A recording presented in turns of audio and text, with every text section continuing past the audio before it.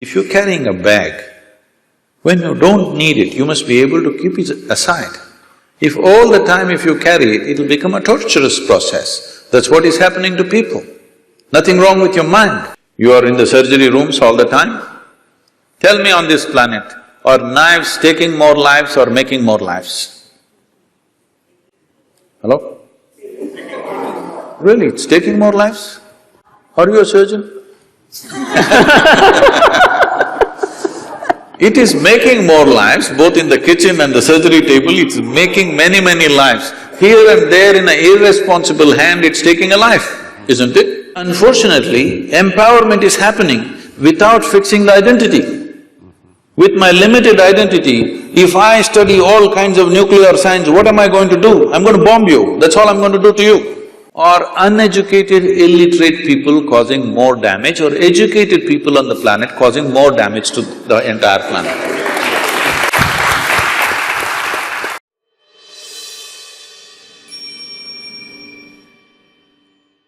What do you think? Is this planet round or flat? I suspect it's quite round. Really? You suspect it's round, you're not sure? No, I think… no, yes, I'm sure it is round, in fact.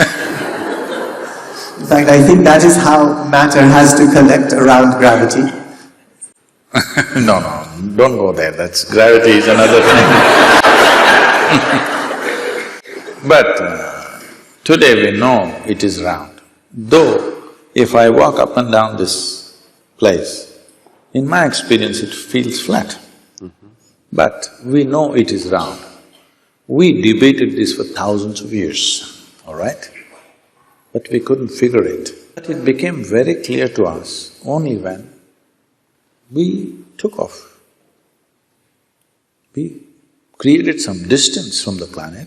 You flew up there and looked, very clearly it looked round. You went and stood on the moon and looked round, 100% it's clear it's round.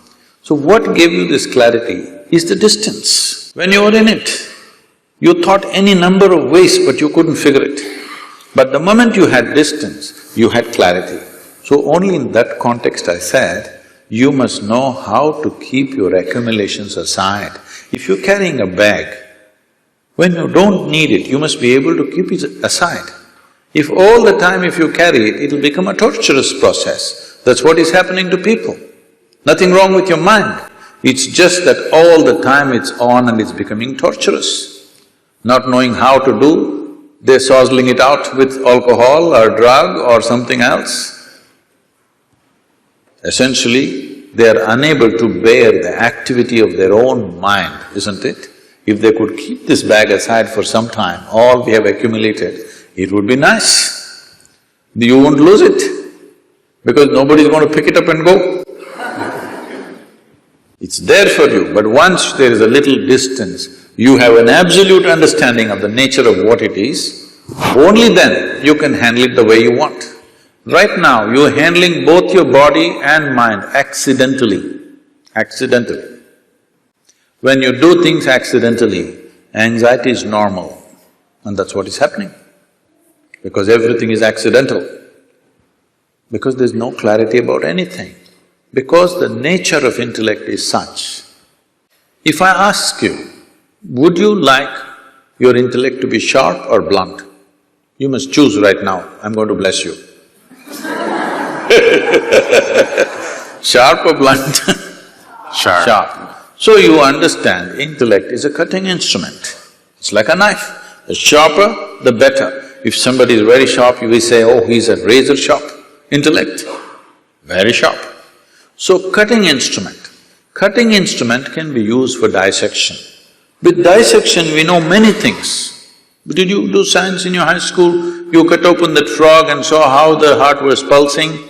The frog didn't think much about it, that's another matter. But you came to know so many things in this world, slicing a human body, slicing a flower, slicing an atom, we discovered so many things. But is this a complete way of knowing? Can I know you by dissecting you fully? Is it possible? Maybe I will know you better by including you, by engaging you, rather than dissecting you. By dissecting you, I may know your heart, liver, kidney and spleen, but I will not know anything about you. Only by inclusion I know. So, you are using a cutting instrument, or let us say you take your knife and try to sew your clothes, you will have tatters. So this is what is happening with approaching everything intellectually. Everything is going into tatters. We are trying to sew with a knife, it's not going to work. There are other dimensions of intelligence. In the yogic way of looking at things, we look at human intelligence as 16 parts. Out of the 16 parts, to make it simpler, we can make it into 4 categories. It's called buddhi, ahankara, manas and chitta. Buddhi means the intellect, it's the front end. This is essentially a survival kit. Without your discriminatory intellect, you wouldn't be able to survive on this planet. You have to discriminate. Now here a deer came and here an elephant came, you should know which way to go, otherwise you wouldn't survive. Discrimination is constantly on, which is keeping you alive right now. Otherwise you wouldn't know whether to walk into the… whether to walk on the sidewalk or in the middle of the road, you wouldn't know. So there is a discriminatory process which is keeping you alive. It's a survival instrument. Without it, you cannot function. The next dimension is called ahankara. Ahankara means identity. What kind of identity you fix, that is how your intellect will work. Right now you sit here and say, I'm an American. This thinks and acts like an American all the time. Or I say, I'm an Indian. It thinks and acts like an Indian. In India, there's a classic thing happening in our own generation. It was all one nation. Somebody drew a line and said, this is India, this is Pakistan. Suddenly, some line that somebody drew and nobody knows where exactly the damn line is, still the dispute is going on. All right? But suddenly, if you're on this side, you have one kind of emotion and thought, if you're on that side, you have a completely different emotion and thought. Just a piece of cloth, I mean a flag, if you look at it, tears will come to you. People are willing to live for it and die for it, all right? So that is how it is, identity. The moment you identify with something, your intellect serves that identity always. If you say, I'm a man, it always functions as a man. If you say, I'm a woman, it functions that way. If I say I'm this or that or whatever, race, religion, nationality, anything, the moment you identify with something, your intellect is striving only to protect that identity and support that. That's how your intellect is functioning. In modern societies, we've done nothing about this. People are getting identified with football clubs. They're nations by themselves. Yes? Oh, yeah. Football club is a nation by itself. People are willing to fight for it and die for it. Because we have not cultured an identity. When a culturing an identity means, in India there was a system, now unfortunately it's largely gone, though still some part of India still has this. Before you start education, the first thing is, you must take an universal identity, cosmic identity. Only then education is given to you, because education is empowerment. You should never empower a limited identity. If you empower a limited identity, violence is a natural consequence of that.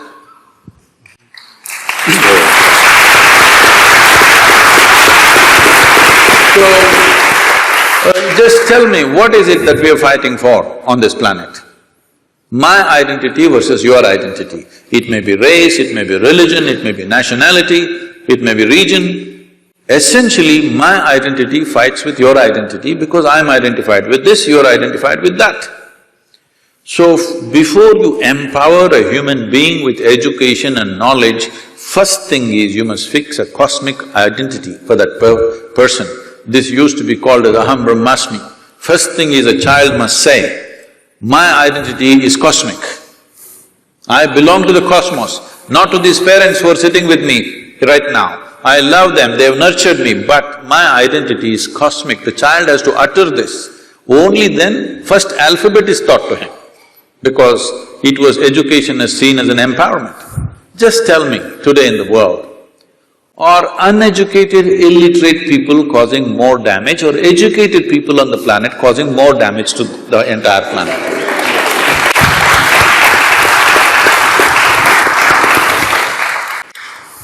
So, it is just unfortunately, empowerment is happening without fixing the identity. With my limited identity, if I study all kinds of nuclear science, what am I going to do? I'm going to bomb you, that's all I'm going to do to you. What else will I do to you? That's all I will do to you because this is my identity. You stand against me, suddenly I have to do something about that. So whatever capability I have, I'm going to use it. That's what is happening. So identities have not at all been worked at, that's a big problem. But intellect functions according to your identity. If you have to use continue the analogy, intellect is like a knife. Is a knife, suppose we don't give a knife to a child's hand, why? Knife is not dangerous. Child's hand is not steady, that is the problem, isn't it? You are in the surgery rooms all the time. Tell me on this planet, are knives taking more lives or making more lives? Hello? Really, it's taking more lives? Are you a surgeon? It is making more lives, both in the kitchen and the surgery table, it's making many lives. Here and there in an irresponsible hand, it's taking a life, isn't it? Sure. Knife is not dangerous, it is the hand, it is the identity which makes the knife dangerous. If there is no knife, just with the hand we will kill. Yes or no? Sure. So the third dimension of intelligence is called as manas. This manas is the silo of memory, which we were talking about, 8 different dimensions of memory: elemental memory, atomic memory, evolutionary memory, genetic memory, karmic memory, inarticulate memory, articulate memory and conscious memory. 8 dimensions of memory, everything that's happened from the beginning of creation here on this planet, from amoeba to now, everything, the memory of it is there in the body in some form. And every day you are using this memory in an unconscious way. You are using this memory, otherwise if you forget one day, suddenly you may start going like a reptile. No, it remembers the entire evolutionary process and do not underestimate this. Now that you also said the planet is round, a simple thing with 2 legs to walk on a damn round planet which is spinning, it's not an easy thing. Do you know how much is involved? The physics of it is very super complex. Those of you who are on binges of alcohol, you understand how difficult it is to walk on a round planet. Or if you have a vertigo or something, then you understand. Because it's a very complex process to walk on a round planet which is spinning. But we are doing it effortlessly because of this evolution. It's not a simple thing. Moving from 4 legs to 2 legs is not a small development. A whole lot of neurological development has happened, only because of that we are able to walk on 2 legs. So now this memory is acting all the time and the access point is the identity. How you are identified, that is how you choose the memory. Whatever kind of memory, both of us may have same kind of memory, but if I am identified one way and he is identified another way, we will choose memory differently, organize memory differently and act differently. For the same education, aren't people going different ways? In the same house, 2 children are born, same genetics, same food, same school, are they not going in like this? Because depends on what kind of identity one has chosen. This disciplining or setting a limitless identity, not a small limited identity, must happen at an early age. If this doesn't happen, our intelligence will work against us. That's what is happening in the world today. The 4th dimension of intelligence is called chitta. This is unsullied by memory. This is an intelligence unsullied by memory. There is not an iota of memory in this. This is what normally in English language is passing off as consciousness. So, where there is no memory, there can be no boundary. Memory is the basis of boundary. This is me and that is you, this is my memory versus your memory. This is me and this is a table, this is only by memory. If there is no memory, there is no boundary. So going beyond those states of memory is necessary for every human being, whatever capabilities you have right now. Because of our explorations, our knowledge, our science, our technologies, well, this is what is eating up the very basis of our life also, isn't it so?